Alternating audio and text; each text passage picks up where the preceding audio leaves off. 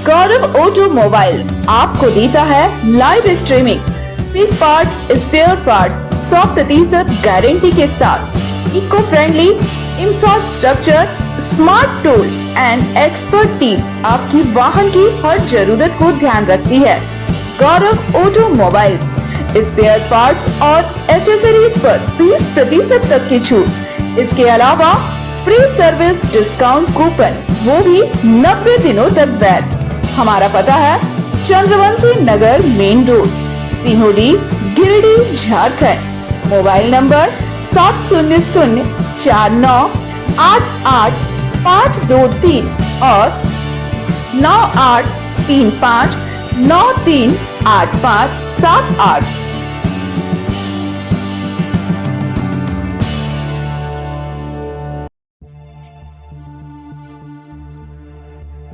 गिरिडीह में नक्सली संगठन को बड़ा झटका लगा है, जब 10 लाख के इनामी नक्सली रामदयाल महतो उर्फ बच्चन दा ने पुलिस के सामने आत्मसमर्पण किया।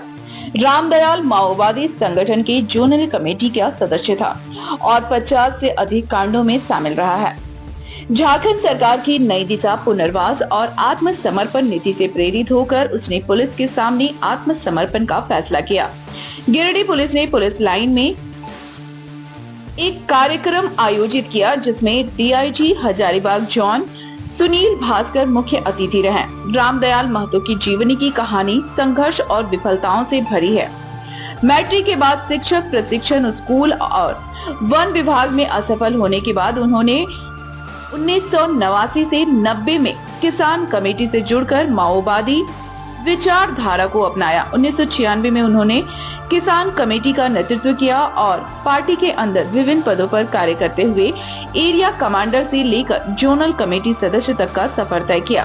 पार्टी की मौजूदा कार्यशैली से असंतुष्ट होकर और बीमारी व उम्र का हवाला देकर उन्होंने नक्सली संगठन से दूरी बना ली। आत्मसमर्पण के बाद रामदयाल को 10 लाख का चेक और 50,000 रुपए नकद देकर सम्मानित किया गया। उनके आत्मसमर्पण को पुलिस की एक बड़ी सफलता माना जा रहा है, जिससे नक्सली गतिविधियों पर अंकुश लगने की उम्मीद है।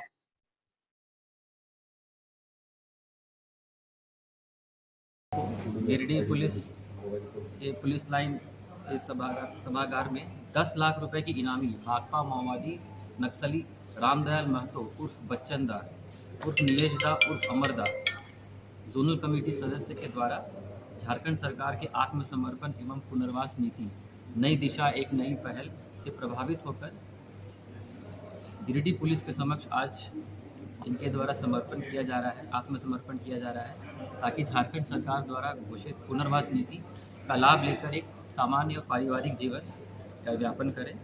ये पूर्व में बहुत ही एक्टिव नक्सल रह चुके हैं। ये टोटल 54 केसेस में ये वांटेड थे, जिसमें कि गिरिडीह जिला के 43 केसेस और धनबाद जिला के 11 केसेस में ये वांटेड हैं। काफ़ी एक्टिव नक्सल रह चुके हैं। 2012 से ये एक्टिव रहे हैं और हाल के दिनों में ये नक्सली संगठन के थिंक टैंक के रूप में ये कार्य कर रहे थे। और इसी क्रम में जो गिरिडीह पुलिस है, एसएसबी है और सीआरपीएफ का यहाँ लगातार अभियान चल रहा था। तो इस अभियान के प्रेशर में आके साथ ही झारखंड सरकार द्वारा घोषित जो पुनर्वास नीति है उससे प्रेरित होकर उन्होंने ये निर्णय लिया कि गिरिडीह पुलिस के समक्ष आज ये समर्पण करेंगे। एक बहुत बड़ी उपलब्धि है गिरिडीह पुलिस के लिए। मैं धन्यवाद देता हूँ, बधाई देता हूँ एसपी गिरिडीह श्री विमल कुमार को उनके कुशल नेतृत्व के लिए। इतना अच्छा कार्य हो रहा है, नक्सलियों के विरुद्ध लगातार अभियान चल रहे हैं, उनकी गिरफ्तारियाँ हो रही हैं और जो नक्सली जो पुलिस अभियान का प्रेशर है उसके साथ सरेंडर कर रहे हैं, उनका भी मैं स्वागत करता हूँ। बाकी नक्सल तत्वों को भी मैं आह्वान करता हूँ कि झारखंड सरकार की पुनर्वास नीति से प्रेरित होकर आप मुख्य धारा में आए और इस नीति का आप लाभ उठाएं। और मैं बधाई देता हूँ गिरिडीह पुलिस को, एसएसबी को, सीआरपीएफ को, इस तरह से अभियान चला रहे हैं, निरंतर नक्सली के विरुद्ध कार्रवाई कर रहे हैं। साहब सीआरपीएफ और यहाँ पे उपस्थित मीडिया के लोग और हमारे साथी, मैं ये कहना चाहूँगा कि आज हमारे सिक्योरिटी फोर्सेस के लिए, पुलिस के लिए और लार्जली स्पीकिंग समाज के लिए बहुत अच्छा दिन है, बहुत पॉजिटिव दिन है कि बच्चन दा जैसे लोग जो है अपने पार्टी को छोड़ करके मुख्य धारा में शामिल होने का फैसला किया है। और ये बिल्कुल करेक्ट ओकेजन है कि जो लोग भी बचे हुए हैं उनके लिए एक मैसेज है कि आप लोग भी इस पर विचार कीजिए। भारत सरकार आपके पुनर्विकास के लिए इतने सारे कार्यक्रम चला रही है, मुख्य धारा में लाने के लिए इतना प्रयास कर रही है, वो आपके अच्छे के लिए भी है और समाज के अच्छे के लिए भी है। इसलिए मैं इस मंच के माध्यम से उन बचे हुए लोगों को अपील करना चाहूँगा जो अभी दूसरी तरफ मुड़े हुए हैं, आप भी इस पे विचार करें और आकर के हमसे संपर्क स्थापित करें, सरेंडर करें और मुख्य धारा में जुड़ करके अच्छा जीवन जीने का कोशिश करें। धन्यवाद। आत्मसमर्पण कार्यक्रम में उपस्थित परम आदरणीय पुलिस उप महानिरीक्षक महोदय, एसएसपी के कमांडेंट साहब, सीआरपीएफ के कमांडेंट साहब और यहाँ पे उपस्थित सभी लोगों का और विशेष रूप से मीडिया बंधुओं का आपका स्वागत है।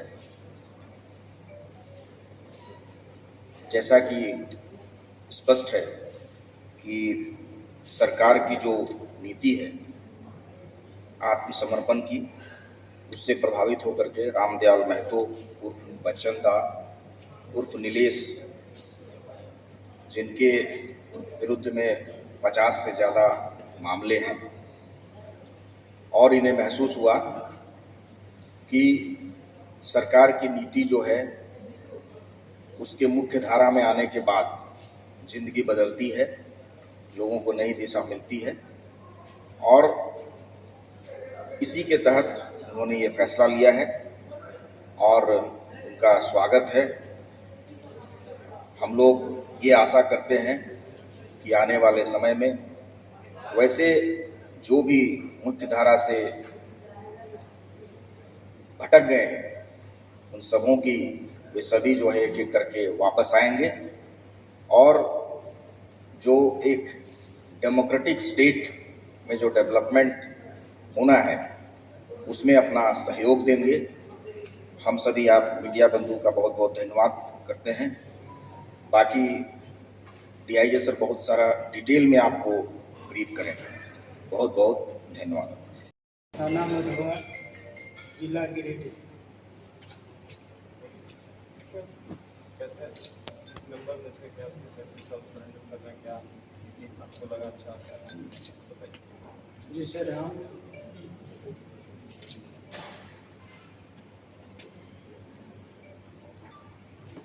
पार्टी में जोनल स्तर पर थे, उत्तरी छोटानागपुर जोनल कमेटी के एक सदस्य के रूप में थे। तो यहाँ आने से हमको अच्छा नहीं लगा। उधर भूले भूले इधर चल गए थे तो सही नहीं था। अभी जो है, अभी जहाँ हम आ गए हैं यही अच्छा जगह है।